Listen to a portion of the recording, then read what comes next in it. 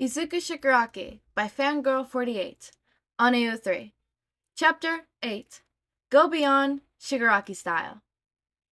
Most of the UA staff were in the staff room eating their lunches and discussing afternoon classes when Nezu arrived, followed by Recovery Girl and two other people.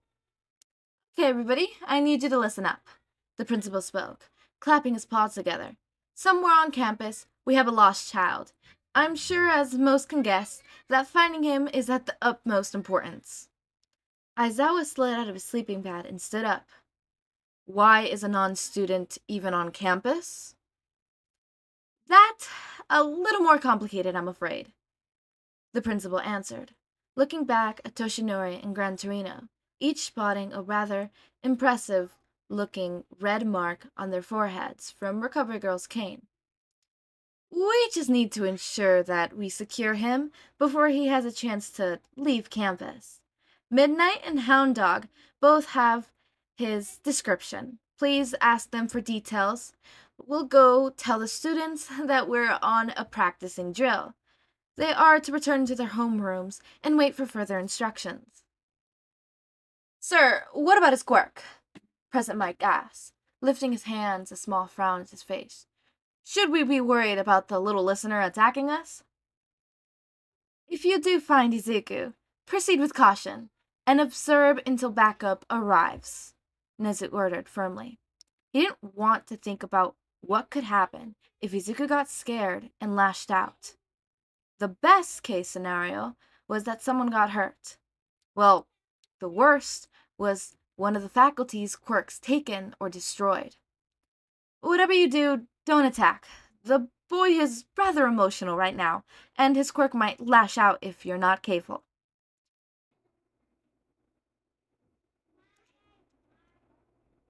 And where would you be during this dumb stuff? And where would you be during this dust-up? Snape spoke, already in the process of swiping his regular ammo out for some tranquilizers. Nezu looked at the nurse.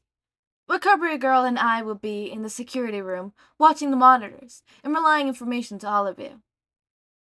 This is gonna take forever.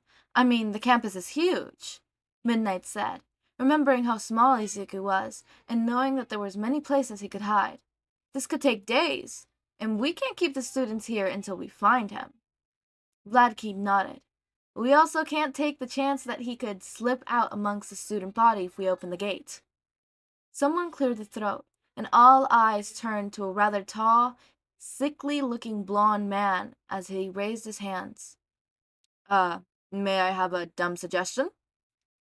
Izuku took a deep breath, leaning against the wall, trying to catch his breath.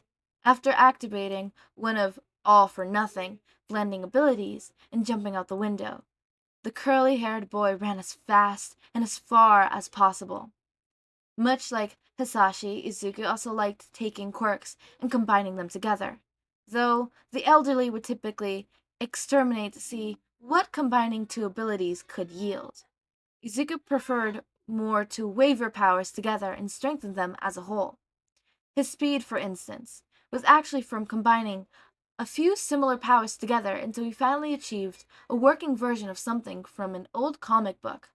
The only downside was that Izuku couldn't use it for long periods without causing strain on his body, hence why Tomura called the quirk Cheetah. Looking up, the youngest Shigaraki found a massive door in front of him, just open enough that he could sneak inside and hopefully find some place to hide. Staggering towards the entrance, he slipped inside and found himself in the center of a vast abandoned city. Moving as quickly as possibly, Izuku weaved through the several alleys and side streets before ducking into one of the buildings and climbing up to the roof floor, finally letting his thoughts catch up. According to Toshinori and Grant, sometime after he disappeared, Hisashi had gone crazy and forced a quirk onto Tomura, becoming some sort of a villain. Then he had spent the last 2 centuries hunting down the people who carried Tomura's quirk. Izuku was positive that he had sensed Hisashi with pinpoint when he pushed it to its maximum distance. If he was still alive, should Izuku be worried? After so many years apart, was there a chance that his eldest brother could have forgotten about him? Was it possible that he could attack Izuku like he did Hitoshi? And where was Inko when this fight started? Surely the lawyer wouldn't have ever let Hisashi become a criminal without using her telekinesis to drag him back by the ear. Sharp pain suddenly hit Izuku. Inko lying on the floor, blood on his hands. Tell Hisashi I love him. Running. Muku. Kuchan. Izuku grasped and grabbed at the wall, falling into his knees and shaking his hands, lifting up to cover his ears as the phantom sound of gunfire rang out. Attention. Izuku, please make your way to the nearest robot. Attention. Izuku, please make your way to the nearest robot. A loud mechanical voice came from below, snapping Izuku out from his flashback. Peering over the window ledge, the all-or-nothing user saw 2 long lines of robots coming down the street, breaking off whenever they reached an alleyway or side street. Izuku knew these must have been robots Toshinori was talking about before they left. But this was more than a few. Why the hell would a school need a robot army? Trying to look closer, Izuku peeked a little more, noticing that an Atarium was blinking on the top of each of the robot's head. It only took him a second too late to realize what it was before one of the robots in front of his hiding spot snapped its head up, camera lens narrowing on him. Ducking back down to try to hide, Izuku cursed himself for being so stupid. Of course, a place that had an army of robots would also outfit them with some sort of tracking program. That alien Nezu probably had all the bells and whistles on the mechanical henchmen. Hiss, click, click. Izuku, said alien voices coming over the speaker. I know you're there. The robots are equipped with thermal imaging technology. Izuku rubbed his face with his hands. First, killer doors, then a city that looked like it's waiting for survivors in a zombie apocalypse, now thermal tracking robots? This is not a fucking school, it's a military ground or something. And they still don't have jetpacks. Izuku. Toshinori's voice came over the speaker. I'm sorry, the thing with your brothers. It's, well, complicated. Standing up, Izuku wrenched the window open and shouted, You want to talk complicated? Try waking up 200 years in the future and then come talk to me about complicated.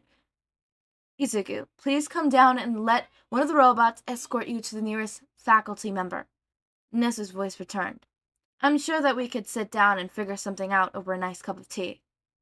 Izuku narrowed his eyes at the robot before lifting one hand and flipping off his no doubt captive audience. Izuku was a Shigaraki.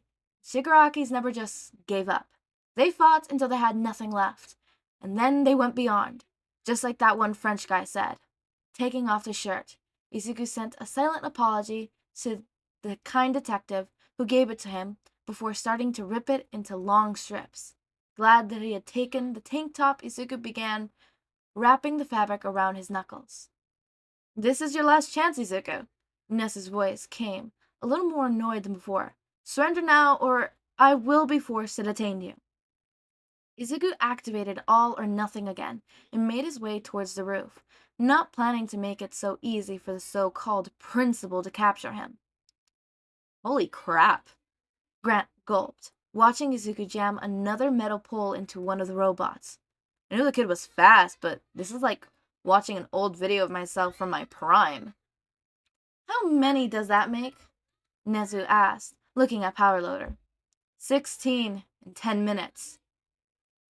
The excavation hero gulped as he watched another robot feed go out. This kid, whoever he was using a combination of speed, power, and surprise attack to take out robots, one after the other. I'm sending all one-pointers to ground a base, as well as letting the other teachers know where our runaway is. Dear me, the boy is going to exhaust himself if he's not careful. Recovery Girl spoke, a pad of the paper in front of her, as she noticed another small cut appear on Izuku's cheek. Kids had training. A new voice came, causing everyone but Nezu to slightly jump. Turning around, they saw Aizawa standing at the doorway, eyes following Izuku as he ducked into a building escaping from the street cameras. And combat experience. Nezu, who is he? There is a very high chance that he is the youngest brother of a rather cunning villain, the principal explained. Nezu? Gran Torito hissed, looking at the newcomer with distrust. Ignoring the glare from the old man, Aizawa looked at the principal seriously. Anyone I would know? The best villains often hide in the shadows, I'm afraid, the principal offered. Aizawa would understand what he meant. Being an underground hero, Eraserhead was no longer stranger to leads of criminal organizations keeping their identities hidden. Only the young or foolish purposely went out of the way to make a name for themselves as villains. True villains, the sly and dangerous kind, were smart enough to stay hidden in the showers. The best of them not leaving even a name behind in pain and suffering that caused. What's the kid saying anyways? Aizawa said, leaning against the console and looking at Power Loader. Are you able to turn on the robot's microphone from here? Of course. The Hemet clan man nodded, pushing a few buttons. Hush, you idiot!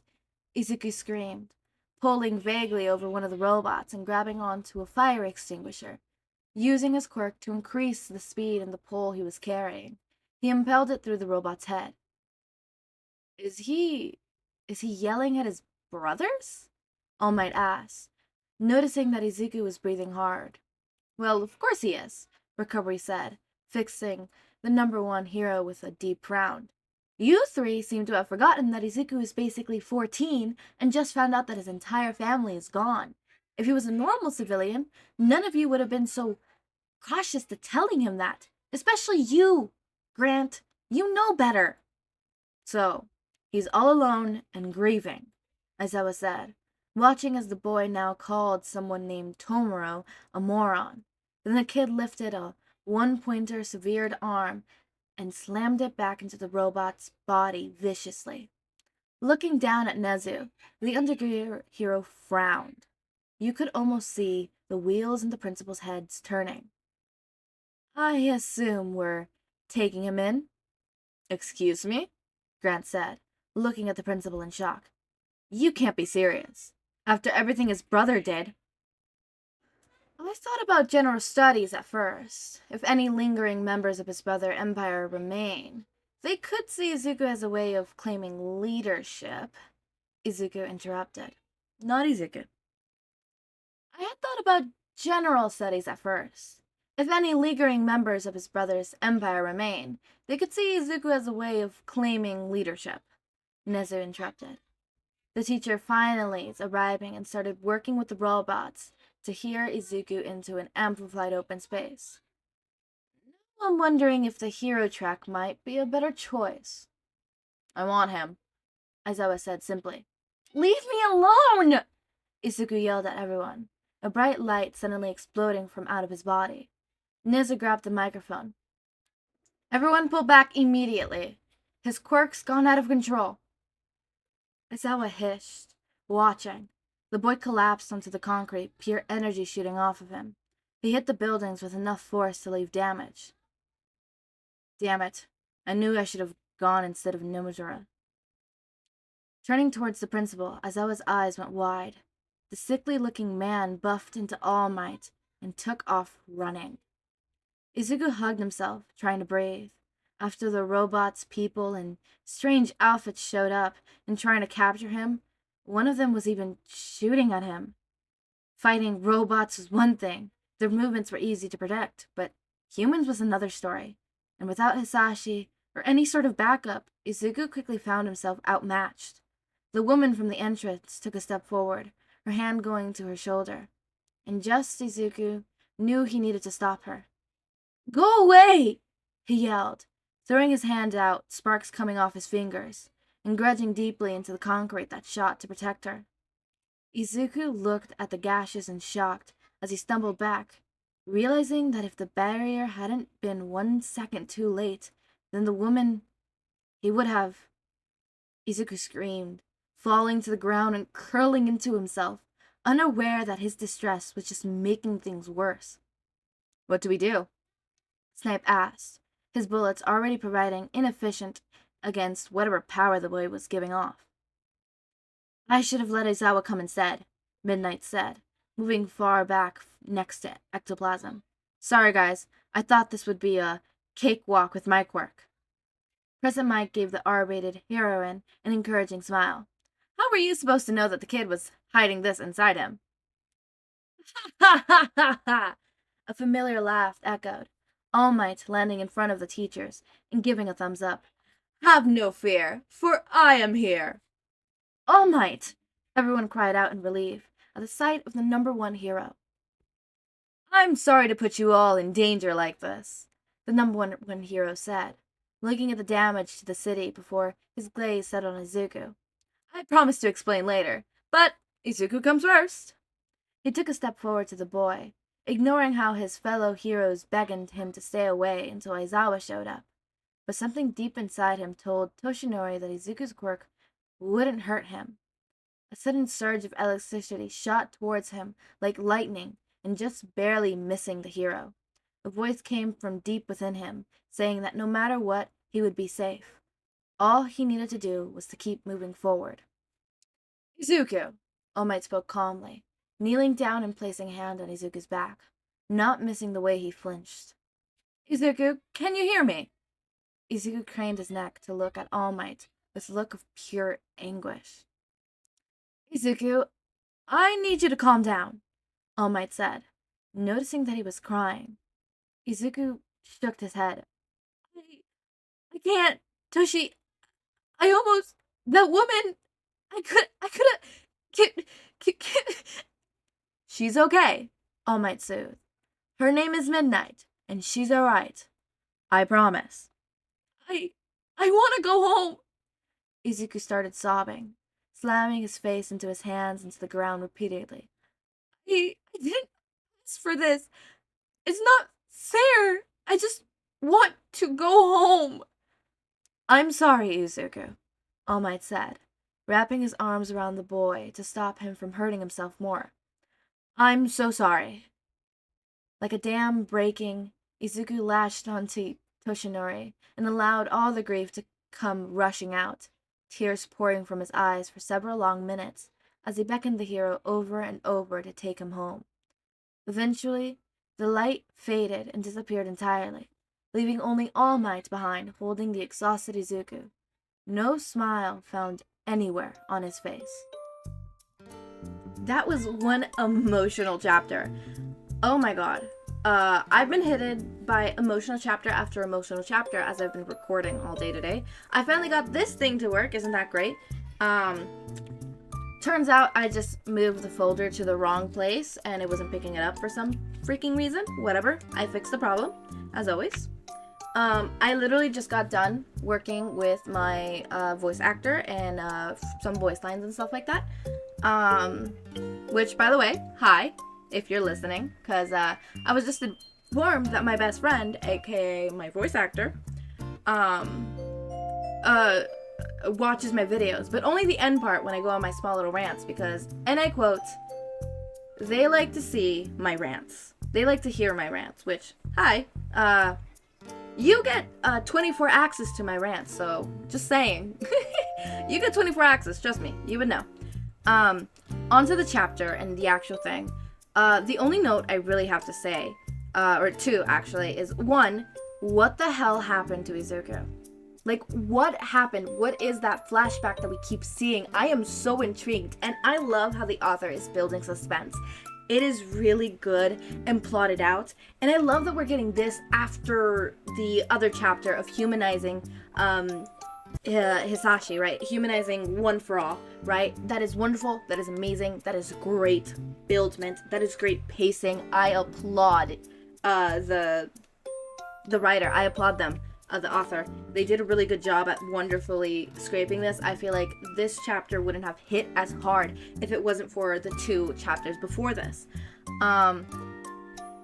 So the building of suspense, I'm really looking forward to when we finally figure it out, and I feel like it's going to be written really good. So far, this author is really impressing me in how they're pacing their story and how they're writing their shit.